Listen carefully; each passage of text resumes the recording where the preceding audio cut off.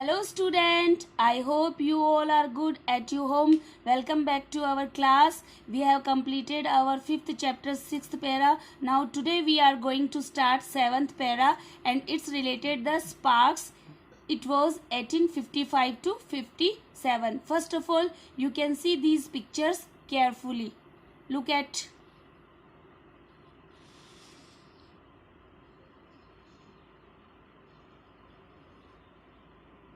Now we have to discuss about the 7th para, the sparks. The sparks means the causes of revolt, कि जो अपने विद्रोह के rebellion के जो कारण थे उसके बारे में हम डिस्कस करेंगे. It was started 1855 to 57. Taxes continued to ruin the peasants. Continued means carry on with. Ruin means destroy. Pheasant means farmer, कि जो फार्मर्स पे लगाए जाने वाले जो कर थे वो अभी भी कंटिन्यू थे.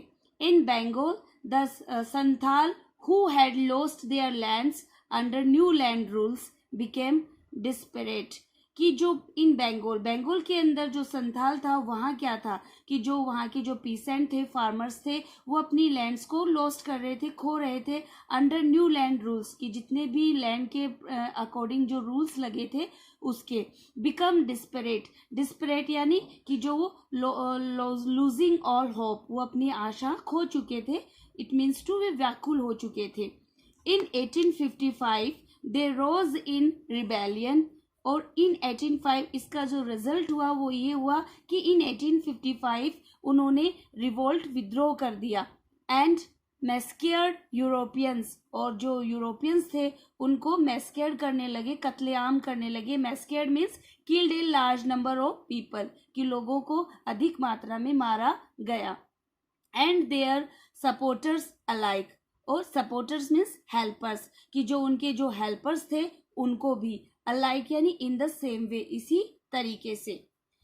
Discontent was brewing in the East India company's armies too, कि जो असंतोष था, डिसकंटेंट यानी डिससेटिस्फैक्शन, कि जो असंतोष की भावना थी वो ब्रेविंग हो रही थी, डेवलपिंग हो रही थी, पनप रही थी जो ईस्ट इंडिया कंपनी की सेना की तरफ से भी.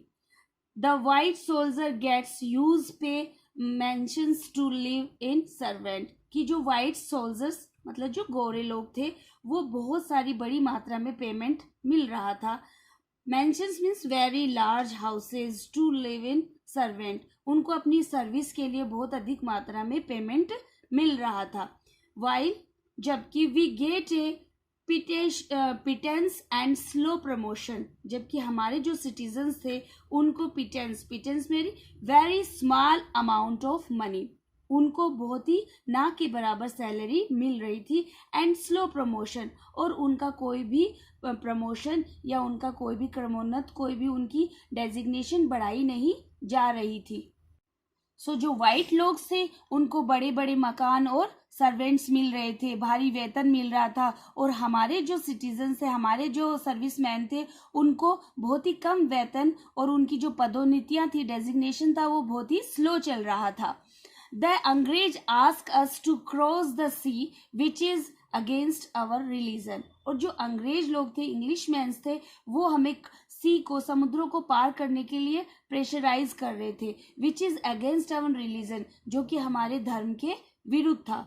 हु इज द टोपी वाला to abolish our age old customs, तो जो अपने सर्विसमैन थे, जो अपने सोल्जर्स थे, फाइटर्स थे, वो कहते थे कि ये टोपी वाले कौन होते हैं जो कि हमारी एज ओल्ड मीन्स एंशियंट, जो अपनी प्राचीन कस्टम्स ट्रेडिशंस है उनको वो डिस्ट्रॉय करे या एंड करे. वो कौन होते हैं कि जो हमारी परंपराओं को, हमारे रिलीजन को चेंज करे. Now we must drive out the अंग्रेज, तो जो सिटीजन्स थे उन्होंने अपनी वॉल्यूम है उसको अराइज किया और उन्होंने कहा कि we must drive out the अंग्रेज, कि हमें चाहिए कि टर्न आउट द फोर्सफुली, कि हमें इनको यहाँ से उखाड़ फेंकना चाहिए. इट मीन्स अंग्रेजों को, इंग्लिश मैन्स को, ब्रिटिश को. सिपाही Mangal Pandey attack the adjutant of his regiment and was executed. सिपाही मतलब सोल्जर, फाइटर्स, जो मंगल पांडे था उस टाइम अटैक्ड यानी attempt, sorry this is attempt. Attempt the adjacent, adjacent means होता है एडजॉइनिंग असिस्टेंट, कि जो उसकी रेजिमेंट का, उसकी जो फोर्स का जो असिस्टेंट था उसको उसने उसके ऊपर अटैक किया and was executed. Executed means होता है कि killed as an official punishment, और उसको मंगल पांडे को फांसी दे दी गई।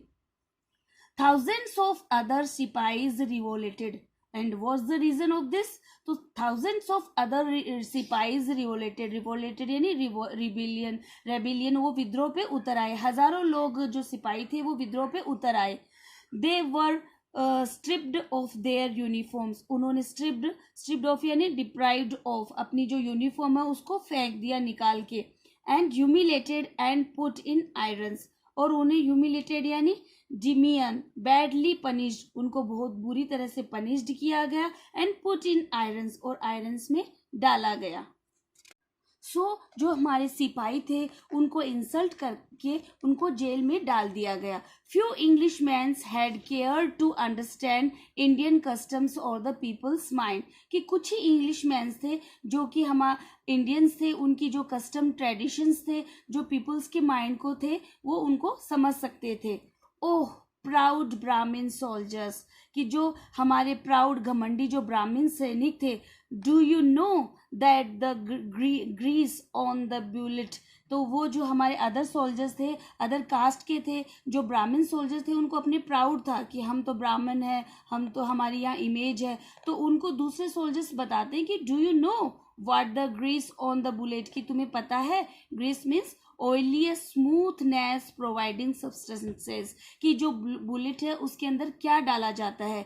You have to bite is made from the fat of cows and pigs, कि तुम्हें यह भी नहीं पता कि इसकी जो गन के अंदर जो कारतूस भरा जाता है वो पिग, सुअर और काउज की चर्बी का भरा जाता है। तो जो प्राउड ब्राह्मण सोल्जर्स थे उनको सरप्राइज हुआ, उनको ये मालूम ही नहीं था कि इन बुलेट में क्या क्या फिलअप किया जाता है। सो दे सरप्राइज व्हाट, क्या, the white man has deceived us too, deceived means cheat, कि जो ये वाइट मैन है, गोरे लोग हैं, क्या वो हमारे साथ भी चीट कर रहे हैं, धोखा कर रहे हैं। Soon chapatis were sent from village to village to tell the people that their emperor would want their services. तो आफ्टर दिस नॉलेज वो चपाती हैं, वो एक गांव से एक विलेज टू विलेज भेजी गई टू टेल द पीपल, लोगों को ये बताने के लिए कि दैट दे एम्परर, कि जो उनका सम्राट है, राजा है, वुड वांट देयर सर्विस, वो उनकी सेवा चाहता है। Yes all my village man will be ready, तो जो एम्परर है वो कहता है कि जितने भी मेरे विलेज मैन हैं वो रेडी रहें।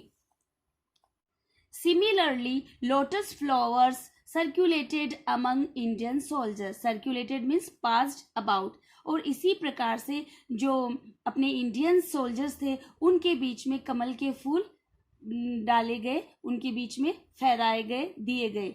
डेथ टू द फॉरेनर्स, कि अब हमें जो विदेशी लोग हैं इनकी मृत्यु चाहिए।